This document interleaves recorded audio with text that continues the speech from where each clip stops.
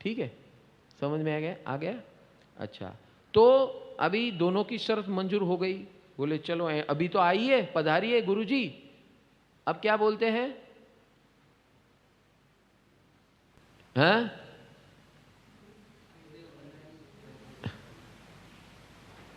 आइए पधारिए गुरुजी। वो गुरुजी नहीं बोलती थी उसको, स्वामी। स्वामी से गुरुजी हो गए। ठीक है, तो आइए पधारिए। आसन बिछा दिया रूम में, कमरे में। अच्छा, उस कमरे में उसने अपने खुद के चित्र, वो नृत्यकार थी, बराबर है, और पेंटर भी थी, तो उसने अपने खुद के पेंटिंग, खुद के नृत्य और ऐसे ऐसे चित्र चारों दीवालों के ऊपर रख दिए खुद के। बोले आ दिवस भर आ જોઈ જોઈને આ મારી પાછળ પાગલ ન થાય તો હું હારી જાઉં। મારા ચિત્ર જોશે, ભગવાનને નહીં રાખવાના અહીંયા, મારા ચિત્ર। બોલો કે કાંઈ વાંધો નહીં, તને જોઈ જોઈને જ 12 વર્ષ કાઢ્યા છે। તો ચિત્ર, અને કેવા ચિત્ર, કેવા ચિત્ર, સાધારણ ચિત્ર નહીં, તમે જોઈ જોઈને અંદર વિકાર ઉત્પન્ન થાય એવા ચિત્ર મૂકી દીધા એને બધા। એના બધા નોકરોને, બહુ મોટી નર્તકી હતી, એ બધા નોકરોને કીધું આ બધું આ મારું गोठवी दो અહીંયા, આ मायनो लाल बचવો न જોઈએ। उसने अपनी रणनीति चालू कर दी। एक बाजू ये चित्र रख दिया, दूसरी बाजू आहार का तय कर लिया। अब सूलभद्र जी गए उस कमरे में, बैठ गए आराम से।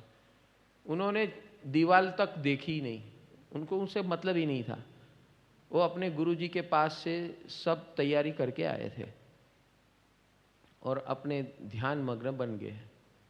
बोले 1 दिन हुआ, 2 दिन हुआ, स्वामी आहार लाती थी। बोले अभी 3 दिन तक मैं अठम, मेरा अठम है, यहाँ पर तुम आएगी, खाने के लिए आना है, पूछना है, बस, उससे आगे कुछ नहीं, बराबर है। अठम में बैठ गए वो। अठम में बैठ के आंख बंद करके साधना शुरू कर दी। अभी बोले ये तो बैठ गए, मुझे तो लगा कि मैं ये करूंगी, वो करूंगी, इसमें ऐसा फंसाऊंगी, वैसा फंसाऊंगी, शुरू हो गए।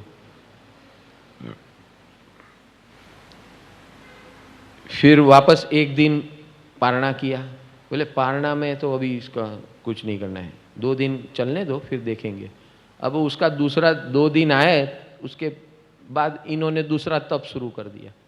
ऐसे ब्रेक ले तप करे, ब्रेक ले तप करे, अपनी साधना करे, आराधना करे। अभी ये कहे मेरी एंट्री तो हो ही नहीं रही है। 1 महीना निकल गया, 4 महीने में से 1 महीना ऐसे ही चले गया। और वहाँ पर जो उनके दूसरे साधु महाराज थे, वो अपनी साधना में तटस्थ थे दोनों, हाँ, और ये यहाँ पर तटस्थ। अभी 1 महीना गुजर गया, ठीक है। फिर जब 1 महीना उन्होंने लगातार, किसने, कोशा ने देखा कि ये जरा भी हिल नहीं रहा है। जो मेरे स्वामी थे आज वो नहीं है, आज वो कुछ और है। क्योंकि इसको तो 1 मिनट भी मेरे बगैर नहीं चलता था, और आज वो 1 महीने से, वो भी मेरे घर के अंदर, मेरे बताए हुए कमरे में, और मेरी बनाई हुई रसोई खाकर ये अपनी आराधना साधना कर रहा है। 1 महीना गुजर गया, दूसरा महीना शुरू हुआ। अब 1 महीना उन्होंने लगातार, ये 1.5 महीने तक, संवत्सरी तक अपनी आराधना साधना तटस्थ उन्होंने तय किया था कि भाई ये संवत्सरी तक। और फिर लास्ट 15 दिन, संवत्सरी के लास्ट 15 दिन, 1 महीने के बाद 15 दिन आते हैं ना, कितने 49 डेज होते हैं ना, तो हाँ, लास्ट 15 दिन उन्होंने शुरू किया बातचीत करना। तब तक उन्होंने बातचीत तक भी नहीं की, और फिर शुरू किया वार्तालाप। अभी इनके मुंह से जो निकलता है, उनको लगता है कि मैं इनको सुनूंगी तो वो, उनको लगेगा अभी मैं उनको फॉलो कर रही, मैं नाटक करूं उसके सुनने का। कौन? हाँ, कोसा ने क्या सोचा कि मैं उसका नाटक करूं, उसको तो वैराग वैराग से कोई लेना देना थी। तो बोले सुनती है ना, उसमें क्या, वो खुश होते हैं। हाँ, तो थोड़े दिन कर भी लेंगे, अच्छे दिन आए हैं और उनको लगता है कि अच्छा कार्य करना चाहिए तो कर लेंगे, उसमें क्या है। सुनना शुरू किया उसने। 1 दिन, 2 दिन, 3 दिन, 4 दिन, 5 दिन, यहाँ पर संसार की असारता के ऊपर वैराग्य सभर ऐसी बातें करना शुरू कर दी। एक बाजू चरम रागी और ये एक बाजू चरम वैरागी। अब वैरागी उस रागी को, क्योंकि ये प्रेम करती थी उसीलिए उस, तो जो प्रेमी होते हैं ना, बोले हाँ ऐसा इतना निष्ठुर नहीं होना चाहिए, उसकी बात सुननी चाहिए। उस भावधारा से उन्होंने अब बात सुनना शुरू किया। बस ये पहली बार उसकी लाइफ में, कोसा की लाइफ में पहली बार एक वैरागी आकर उनको समझा रहा है कि हम कैसे मिले, क्यों मिले, किस हालत में मिले, मैं कैसे, मेरे अंदर क्या हुआ था और हम लोग कैसे मिले और उसके बाद हम लोग कैसे जिए, और इसमें से आपने क्या पाया, मैंने क्या पाया। जो भी 12 साल के अंदर आपने क्या पाया, मैंने क्या पाया, इस बारे में मैं चिंतन मनन करते गया। और जब मुझे ऐसे गुरुजी मिल गए, तब मुझे एहसास हुआ कि इस जगत में कोई किसी का नहीं है। क्या? कोई किसी का नहीं है। जब मेरे पिताजी गुजर गए, मेरा सर्वे सर्वा गुजर गए, जिसने मुझे पाला पोसा और मेरी ये ऐब को भी पाला, मैं इसमें था, फिर भी उसने मुझे सपोर्ट किया। ऐसे पिताश्री जब गुजर जाते हैं तब पता चलता है कि इस दुनिया में मेरा है कौन। और मैं जो भी कार्य कर रहा हूँ, जो भी कर रहा हूँ, दुनिया की नज़र में पॉजिटिव नेगेटिव है, मैं कर रहा हूँ, मेरे अंदर क्या चल रहा है। मैंने अपने अंदर झांकना शुरू किया, मैं क्या ढूंढ क्या रहा हूँ। तब उन्होंने बताया कि, कोसा जी को बताया कि मैं एक निर्दोष प्रेम ढूंढ रहा था। तब मैं छोटा कहा जाता था मेरे घर में, कोई मेरे तरफ लक्ष्य नहीं देता था, कोई मुझे प्रेम नहीं देता था, वात्सल्य नहीं देता था। वो प्रेम और वात्सल्य मैंने आपके पास से पाया। मुझे हमारे रिश्ते के अंदर आप कौन है, नर्तकी है, वो उससे मुझे कोई लेना देना ज़्यादा नहीं था। मुझे ये लेना देना था कि मैं जो वात्सल्य ढूंढ रहा था वो मेरे यहाँ मुझे नहीं मिल रहा था, जो आपने मुझे बहुत बखूबी दिया, वात्सल्य दिया, प्रेम दिया, मेरी दरकार की, मेरी हर बात की दरकार की। आपने मुझे ऐसे, जैसे मैं स्वर्गलोक में हूँ ऐसे मुझे संभाला। ऐसा ट्रीटमेंट मेरे जीवन में कभी मैंने महसूस नहीं किया था, वो आपने मेरे लिए किया। आज मैं आपके लिए आया हूँ, क्योंकि 12 साल जो आपने मुझे संभाला उसका कर्ज चुकाने आया हूँ मैं। कर्ज मेरा ये है कि जो आपने मेरे लिए किया है, अब मैं जिस मार्ग में आया हूँ उस मार्ग के अंदर मैं ये चाहता हूँ कि वास्तविकता यही है जिस मार्ग में मैं हूँ, क्योंकि आगे जाके हमें आगे का लंबा सोचना है। आपकी उम्र क्या हो गई, मेरी उम्र क्या हो गई, हम कहाँ पहुँचे, आप कहाँ पहुँच रहे हैं, और इसके अंदर हम अभी आगे क्या करना है, हमें जीवन में क्या पाना है, और इस जीवन में पाकर हमें आगे क्या करना है, इसके ऊपर चिंतन करना शुरू करो आप। ये आप समझो अभी और 10 साल है, 15 साल है आपके पास। इसके बाद ये 10-15 साल के बाद आगे क्या आपने कभी ये सोचा है? हाँ ठीक है, सुरक्षित हो, सिक्योरिटी है आपके पास, धन संपत्ति योग है, सब कुछ है, काया है, सब कुछ है। जब आप 55 के पार जाएंगे तब आपने सोचा है कि तब राजा आपको बुलाएगा तब आप राजनर्तकी रहेगी, तब आप क्या करोगे? ये व्यवहारिक से मैं पूछ रहा हूं, बता रहा हूं आपको। इसके बाद वो जाहो जलाली जो आपने 35 साल से आप भुगत रहे हो, 20 साल की उम्र से 35 साल 55 साल तक पहुंचो और उस समय आपको निकाला जाएगा, ये होगा। क्या मंजूर करते हो कि हाँ 100% होगा? तो क्या आपने वो सोचा है उसके बाद आप क्या करोगे? आपको जो आदत लग चुकी है, लोगों आपके तरफ आकर्षित हो रहे हैं, आपने 35 साल ये अनुभव किया है, ये सब खत्म हो जाएगा 55 के बाद, फिर क्या करोगे आप? आपने इसके बारे में सोचा है? मैंने सोचा है। मैं इसलिए आया हूं आपके पास। मैंने सोचा है क्योंकि आपने मुझे 12 साल संभाला है। अब मुझे ऐसा लगता है कि मुझे आपसे बात कर कर ज्ञान देने की आवश्यकता है। क्या ज्ञान देने की आवश्यकता है? कि आगे क्या यही जीवन यहां पर समाप्त हो रहा है? नहीं, हमारा जो भी मिलन हुआ था वो भी योग था, एक ऋणानुबंध थे जिसके माध्यम से हम एक दूसरे के साथ मिले।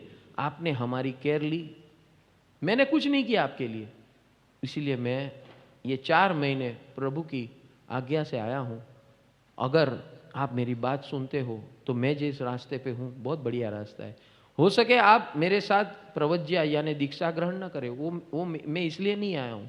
मैं सिर्फ इसलिए आया हूं कि जिस मार्ग पे आप जीवन जी रहे हैं वो जीवन खत्म हो गया, वो जीवन अभी आगे काम का नहीं है। आपने सब कुछ पा लिया जो पाना था, आपके पास सब कुछ, कला है, सब कुछ, धन संपत्ति, योग है, मान मर्तबा सब कुछ है, लेकिन 5 साल के अंदर सब समाप्त हो जाएगा। तब आप क्या करोगे? उस दिन की मैं दर्शन जब कर रहा हूं तब मुझे कंपारी छूट रही है। उस समय की बात सोचकर मुझे करुणा आ रही है। बस इसलिए मैं आया हूं, आपको जगाने के लिए आया हूं। आपकी सारी कंडीशन मैंने मान ली है, लेकिन इतना सोचो आप, 15 दिन के लिए आप इतना सोचो और मैं जो बोलता हूं ऐसा करना शुरू कर दो। उसके बाद नौकार मंत्र का जाप उन्होंने उनको दिया। दिन में 12 नौकार मंत्र का जाप करो बस। और उस जाप करने के कैसे करना, पंच परमेष्ठी को कैसे समर्पण होना, और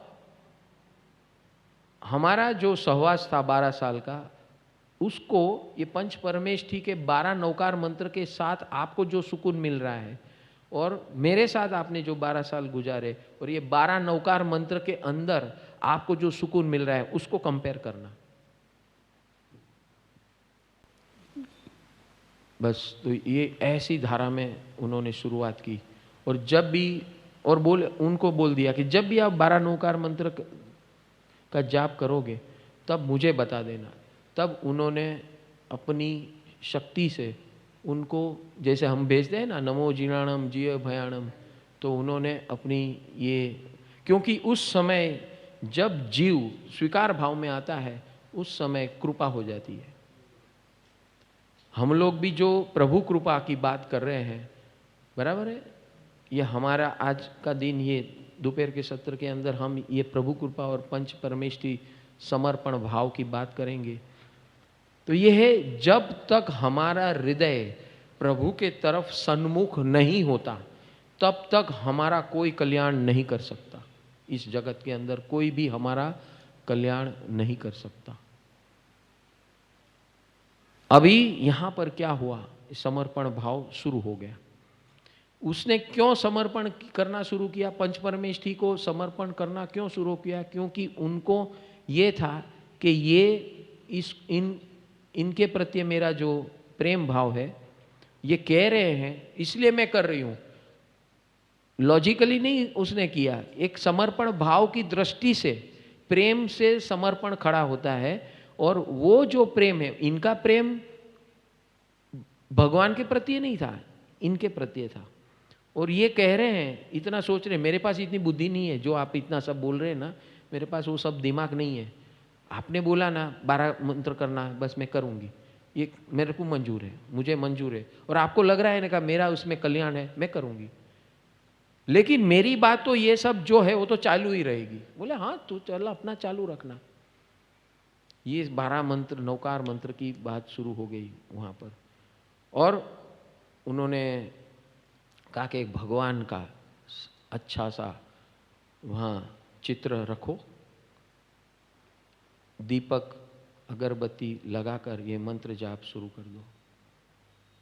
और कैसे करना उनको सिखा दिया, वो सीख लिया उन्होंने। जो कलाकार होते हैं उसको सीखने में समय नहीं लगता है, 1-2 दिन में सीख लिया। और जब ऐसे लोग जो प्रेम भक्त लोग होते हैं वो उनके लिए विषय बदल गया, लेकिन प्रेम और भक्ति का जो तीव्रता है वो सेम रही। समझ में आ रहा है कि नहीं आ रहा है? प्रेम करना जानते हैं, वो तीव्रता जानते हैं, उसके अंदर मौजूद है, लाइव है तीव्रता, मैत्री की तीव्रता, प्रेम की तीव्रता। अब विषय बदल गया, तब तक स्थूल भद्र था, अब आ गया पंच परमेष्ठी। बस ये जीतनी इसकी इनकी जीत शुरू हो गई। अभी क्या हुआ, दुर्गुण ने प्रेम वात्सल्य के माध्यम से गुणी की बात सुन ली और गुणी ने इनका पूरा लिहाज रखा, रिस्पेक्ट रखा, कुछ भी अवहेलना नहीं की। खाली इतना ही कहा कि भाई इतनी आप मुझे इतना चाहते हो ना, तो इतना कंडीशन मेरी है, अब जिस दिन मैं चाहूँगा तो ये हद मैं खुद ही तोड़ दूंगा। क्या कहा, ये हद मैं खुद ही तोड़ दूंगा, बात खत्म। मंजूर है? तो प्रेमी कभी ना नहीं कहेगा। इस प्रकार गुणी और अवगुणी दुर्गुणी का रिश्ता बना। और गुणी जब ये 6 पराक्रम के माध्यम से स्थिर है, गंभीर है, वो भी स्वयं, वो तो 12 मंत्र खाली गिन रहे, ये तो दिन भर चल रहा है इनका। पंच परमेष्ठी समर्पण, प्रभु कृपा, पंच परमेष्ठी समर्पण, और एकदम विनम्र भाव से, नवो भाव से, अहो भाव से, अरे आप तो कितने गुणीवान हो। इतना शरत शरत रखने के बाद भी सुलभद्र जी ने इतने बड़े लिहाज, रिस्पेक्ट, अहोभाव से उनको ये सारी बात की, बहुत बड़े प्रेम भाव से बात की, ताकि वो कोमल हृदय के अंदर ये प्रेम का जो प्रेम का इजहार होता है, वो प्रेम अंदर उनको लगा कि नहीं, अभी भी ये मुझे प्रेम कर रहे हैं, लेकिन ये प्रेम अनोखा प्रेम था, ये प्रेम गुणी का प्रेम था, ये प्रेम प्रभु भक्ति का प्रेम था, ये प्रेम ऐसा प्रेम था कि जीतने वाला प्रेम था। पंच परमेष्ठी का समर्पण जहाँ आ जाते हैं, जहाँ शक्ति आ जाती है, तो वो शक्ति हमेशा जीतती है। उस 15 दिन के अंदर 12 नौकार मंत्र का जाप शुरू हो गया। फिर 1 हफ्ते के बाद उन्होंने पूछा, अब आपको क्या लग रहा है? बहुत अच्छा लग रहा है, कभी भी ऐसा अनुभव मैंने किया नहीं है।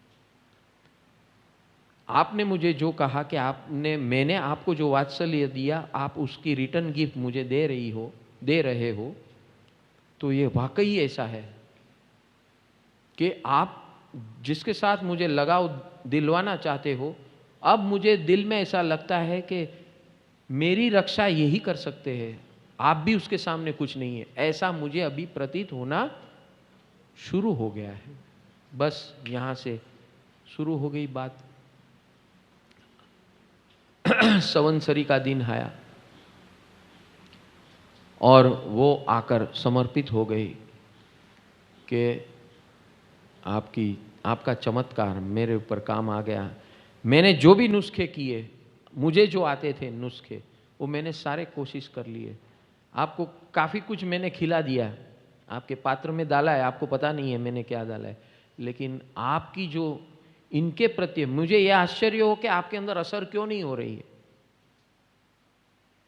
आपके अंदर असर क्यों नहीं हो रही है। अब मुझे पता चला जब आपने मुझे उसके साथ साक्षात्कार करा दिया, पंच परमेष्ठी के साथ मंत्र योग से, और वो साक्षात्कार जब मैंने स्वयं किया, मुझे लगा कि आहा, क्या प्रभु की कृपा है, असीम कृपा है, और उसकी क्या शक्ति और ताकत है कि ये सब तो इसके सामने कुछ नश्वर दिखने, अभी मुझे नश्वर दिखने लगा।